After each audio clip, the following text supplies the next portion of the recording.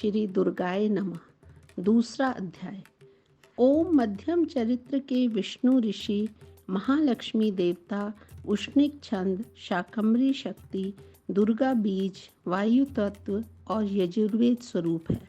श्री महालक्ष्मी जी की प्रसन्नता के लिए मध्यम चरित्र के पाठ में इसका विनियोग है। मैं कमल के आसन पर बैठी हुई प्रसन्न मुख वाली महिषासुर मर्दनी भगवती महालक्ष्मी का भजन करता हूँ, जो अपने हाथों में अक्षमाला, फरसा, गदा, बाण, वज्र, पद्य, धनुष, कुंडिका, दंड, शक्ति, खड्ग, ढाल, शंख, घंटा, मधुपात्र, शूल, पाश और चक्र धारण करती हैं। ऋषि कहते हैं, पूर्व काल में देवताओं और असुरों में पूरे 100 वर्षों तक घोर संग्राम हुआ था। उसमें असुरों का स्वामी महिषासुर था और देवताओं के नायक इंद्र थे। उस युद्ध में देवताओं की सेना महाबली असुरों से परास्त हो गई। संपूर्ण देवताओं को जीतकर महिषासुर इंद्र बन बैठा। तब पराजित देवता प्रजापति ब्रह्मा जी को आगे करके उस स्थान पर गए जहां भगवान शंकर और विष्णु विराजमान थे। देवताओं ने महिषासुर के पराक्रम तथा अपनी पराजय का यथावत वृतांत उन दोनों देवेश्वरों से विस्तार पूर्वक कह सुनाया। वे बोले, भगवान, महिषासुर सूर्य, इंद्र, अग्नि, वायु, चंद्रमा, यम, वरुण तथा अन्य देवताओं के भी अधिकार छीनकर स्वयं ही सबका अधिष्ठाता बना बैठा है। उस दुरात्मा महिष ने समस्त देवताओं को स्वर्ग से निकाल दिया है। अब वे मनुष्यों की भांति पृथ्वी पर विचरते हैं। दैत्यों की यह सारी करतूत हमने आप लोगों से कह सुनाई। अब हम आपकी ही शरण में आए हैं, उसके वध का कोई उपाय सोचिए। इस प्रकार देवताओं के वचन सुनकर भगवान विष्णु और शिव ने दैत्यों पर बड़ा क्रोध किया। उनकी भौहें तन गईं और मुंह टेढ़ा हो गया। तब अत्यंत कोप में भरे हुए चक्रपाणी श्री विष्णु जी के मुख से एक महान तेज प्रकट हुआ। इसी प्रकार ब्रह्मा, शंकर तथा इंद्र आदि अन्यान्य देवताओं के शरीर से भी बड़ा भारी तेज निकला। वह सब मिलकर एक हो गया। महान तेज का वह पुंज जाजुल्यमान पर्वत सा जान पड़ा। देवताओं ने देखा, वहां उसकी ज्वालाएं संपूर्ण दिशाओं में व्याप्त हो रही थी। संपूर्ण देवताओं के शरीर से प्रकट हुए उस तेज की कहीं तुलना नहीं थी। एकत्रित होने पर वह एक नारी के रूप में परिणत हो गया और अपने प्रकाश से तीनों लोकों में व्याप्त जान पड़ा। भगवान शंकर का जो तेज था, उससे उस देवी का मुख प्रकट हुआ। यमराज के तेज से उसके सिर में बाल निकल आए। श्री विष्णु भगवान के तेज से उसकी भुजाएं उत्पन्न हुई। चंद्रमा के तेज से दोनों स्तनों का और इंद्र के तेज से मध्य भाग कटि प्रदेश का प्रादुर्भाव हुआ। वरुण के तेज से जंगा और पिंडली तथा पृथ्वी के तेज से नितंब भाग प्रकट हुआ। ब्रह्मा के तेज से दोनों चरण और सूर्य के तेज से उनकी अंगुलियां हुई। वसुओं के तेज से हाथों की उंगलियां और कुबेर के तेज से नासिका प्रकट हुई। उस देवी के दांत प्रजापति के तेज से और तीनों नेत्र अग्नि के तेज से प्रकट हुए थे। उसकी भौहें संध्या के और कान वायु के तेज से उत्पन्न हुए थे। इसी प्रकार अन्यान्य देवताओं के तेज से भी उस कल्याणमयी देवी का आविर्भाव हुआ। तदंतर समस्त देवताओं के तेज पुंज से प्रकट हुई देवी को देखकर महिषासुर के सताए हुए देवता बहुत प्रसन्न हुए। पिनाकधारी भगवान शंकर ने अपने शूल से एक शूल निकालकर उन्हें दिया। फिर भगवान विष्णु ने भी अपने चक्र से चक्र उत्पन्न करके भगवती को अर्पण किया। वरुण ने भी शंख भेंट किया। अग्नि ने उन्हें शक्ति दी और वायु ने धनुष तथा बाण से भरे हुए 2 तरकस प्रदान किए। सहस नेत्रों वाले देवराज इंद्र ने अपने वज्र से वज्र उत्पन्न करके दिया और ऐरावत हाथी से उतारकर एक घंटा भी प्रदान किया। यमराज ने काल दंड से दंड, वरुण ने पाश, प्रजापति ने स्फटिक की माला तथा ब्रह्मा जी ने कमंडलू भेंट किया। सूर्य ने देवी के समस्त रोमकूपों में अपनी किरणों का तेज भर दिया। काल ने उन्हें चमकती हुई ढाल और तलवार दी। क्षीर समुद्र ने उज्जवल हार तथा कभी जीर्ण न होने वाले 2 दिव्य वस्त्र भेंट किए। साथ ही उन्होंने दिव्य चूड़ामणि, 2 कुंडल, कड़े, उज्जवल अर्धचंद्र, सब बाहुओं के लिए केयूर, दोनों चरणों के लिए निर्मल नुपुर, गले की सुंदर हंसली और सब अंगुलियों में पहनने के लिए रत्नों की बनी अंगूठियां भी दी। विश्वकर्मा ने उन्हें अत्यंत निर्मल फरसा भेंट किया।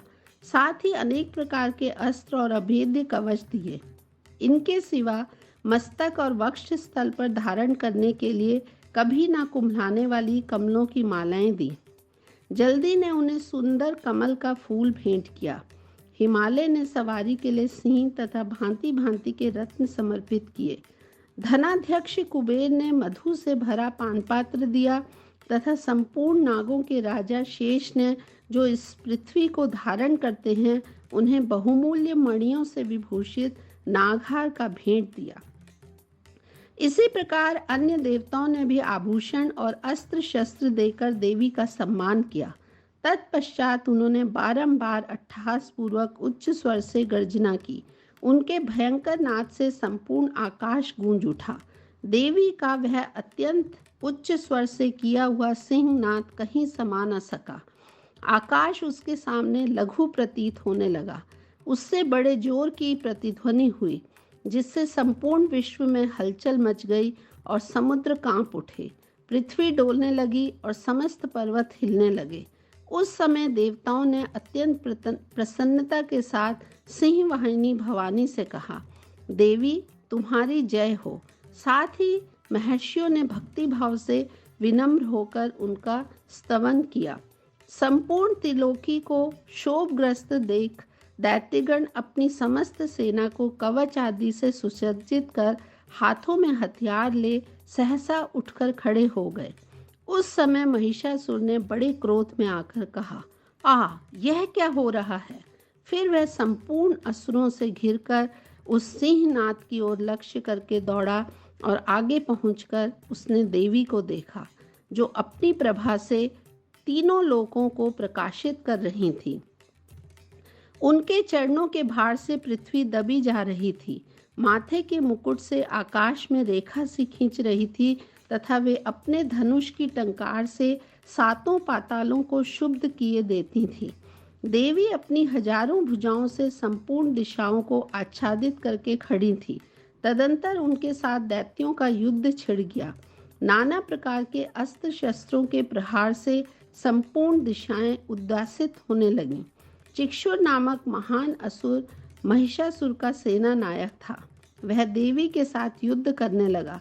अन्य दैत्यों की चतुरंगिनी सेना साथ लेकर चामर भी लड़ने लगा। 60,000 रथियों के साथ आकर उदग्र नामक महादैत्य ने लोहा लिया। 1 करोड़ रथियों को साथ लेकर महाहनु नामक दैत्य युद्ध करने लगा, जिसके रोएं तलवार के समान तीखे थे। वह असिलोमा नाम का महादैत्य 5 करोड़ रथी सैनिकों सहित युद्ध में आ डटा।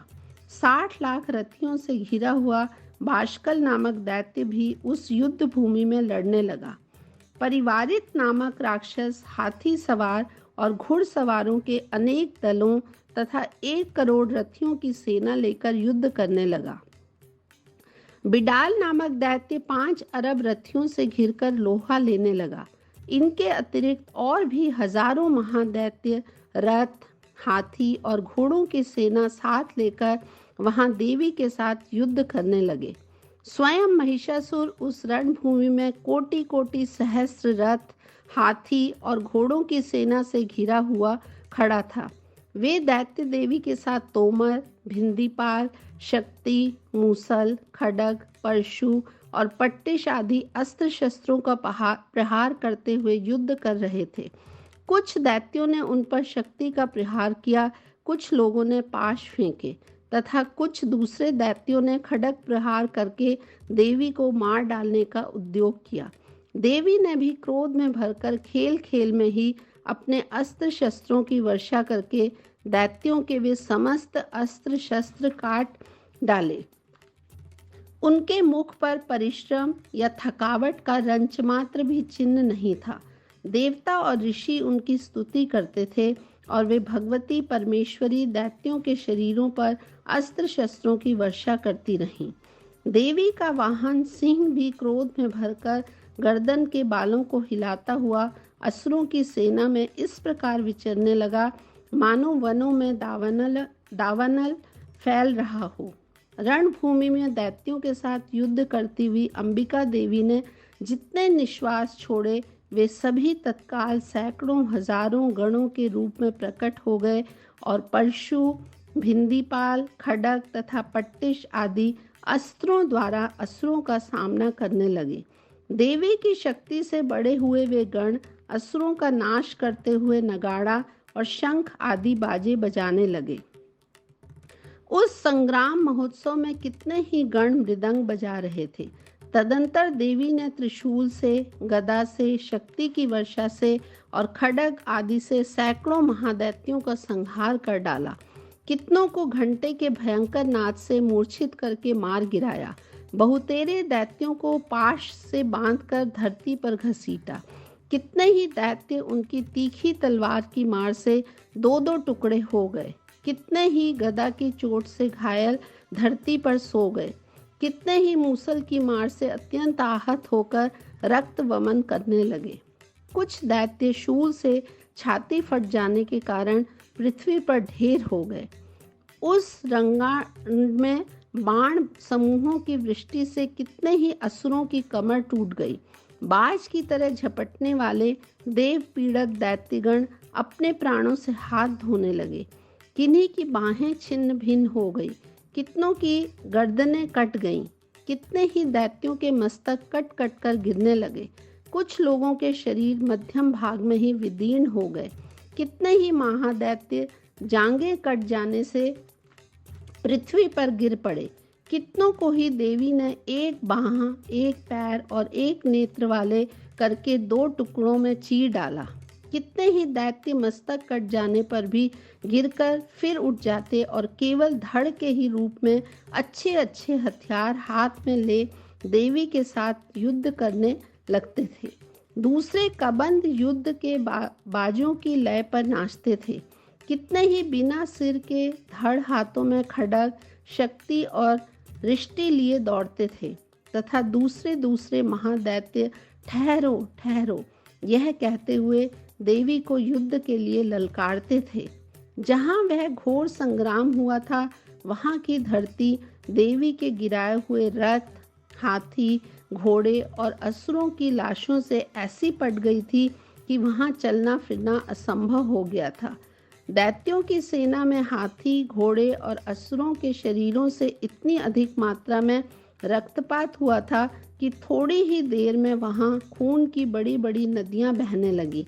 जगदम्बा ने असुरों की विशाल सेना को क्षण भर में नष्ट कर दिया। ठीक उसी तरह जैसे तृण और काठ के भारी ढेर को आग कुछ ही क्षणों में भस्म कर देती है, और वह सिंह भी गर्दन के बालों को हिला हिलाकर जोर जोर से गर्जना करता हुआ दैत्यों के शरीरों से मानो उनके प्राण चुन लेता था। वहां देवी के गणों ने भी उन महादैत्यों के साथ ऐसा युद्ध किया जिससे आकाश में खड़े हुए देवतागण उन पर बहुत संतुष्ट हुए और फूल बरसाने लगे। इस प्रकार श्री मार्कंडेय पुराण में सार्वजनिक मनवंतर की कथा के अंतर्गत देवी महात्म्य में महिषासुर की सेना का वध नामक दूसरा अध्याय पूरा हुआ। सर्व शुभ हो।